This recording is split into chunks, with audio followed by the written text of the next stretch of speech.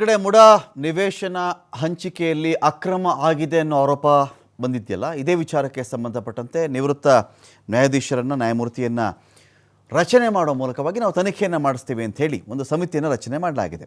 ಏಕಸದಸ್ಯ ವಿಚಾರಣಾ ಆಯೋಗ ರಚನೆಯಾಗಿದೆ. 6 ತಿಂಗಳ ಒಳಗೆ ನಿವೃತ್ತ ನ್ಯಾಯಮೂರ್ತಿ PN ದೇಸಾಯಿ ನೇತೃತ್ವದಲ್ಲಿ ರಚನೆಯಾಗಿರತಕ್ಕಂಥ ಸಮಿತಿ ಇದು. 6 ತಿಂಗಳ ಒಳಗಾಗಿ ಪ್ರತಿಯೊಂದು ವಿಷಯಕ್ಕೆ ಸಂಬಂಧಪಟ್ಟಂತೆ ಮುಡಾದಲ್ಲಿ ಅಲ್ಲೇನೇ ನಡೆದಿರಲಿ, ಅಕ್ರಮ ಆಗಿದೆಯಾ ಆಗಿಲ್ವಾ, ಬದಲಿ ನಿವೇಶನವಾ, ಜಮೀನು ಕೊಟ್ಟವ್ರಿಗೆ ಅರ್ಧ ಭಾಗದ ನಿವೇಶನ ಕೊಟ್ಟಿದ್ದಾರಾ, ಈ ಥರ ಎಲ್ಲ ವಿಚಾರಗಳಿಗೆ ಸಂಬಂಧಪಟ್ಟಂತೆ ಸಮಿತಿ ರಚನೆ ಮಾಡಿದ್ದೀವಿ. ಅವರು ನಮಗೆ ತನಿಖೆ ಮಾಡಿ ರಿಪೋರ್ಟನ್ನು ಕೊಡ್ತಾರೆ ಅಂತ ಕೂಡ ಸರ್ಕಾರ ಒಂದು ಕಡೆ ಹೇಳಿದೆ. ಸದನ ಶುರುವಾಗೋದಕ್ಕಿಂತ ಮುಂಚೆನೇ ವಿಪಕ್ಷಗಳ ಟೀಕೆಗೆ ಬ್ರೇಕ್ ಹಾಕ್ತಕ್ಕಂಥ ಯತ್ನವನ್ನು ಕೂಡ ಆಡಳಿತಾರೂಢ ಪಕ್ಷ ಮಾಡ್ತು.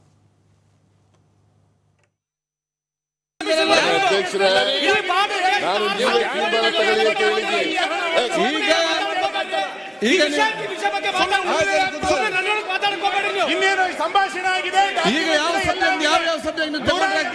ಕೋರ್ಟಿನಲ್ಲಿ ನಾಗೇಂದ್ರನ್ ಜೊತೆಗೆ ಇನ್ನು ಯಾರ್ಯಾರು ಹಂಚಿಕೆ ಎಷ್ಟೆಷ್ಟಾಗಿದೆ ಇವತ್ತೇ ಮುಗಿಸ್ರಿ, ಇವತ್ತೇ ಮುಗಿಸ್ರಿ. ಸುನೀಲ್ ಅವ್ರ ಮಾತಿಗೆ ಈಗ ನಿಮ್ಗೆ ಲೇಟ್ ಆಗುದಿಲ್ಲ. ಯಾರು ಮಾತಾಡಬೇಡ ಅಂತ ಹೇಳಿದ್ದಾರೆ, ಯಾರು ಮಾತಾಡೋದು ಬೇಡ ಯಾರಂತ ಹೇಳಿಲ್ಲ. ಈಗ 2:30 ಗಂಟೆ ಆಗಿದೆ, ಇವತ್ತು ಮುಗಿಸ್ಬೇಕು. ಈಗ ಸನ್ಮಾನ್ಯ ಪ್ರತಿಪಕ್ಷ ನಾಯಕರು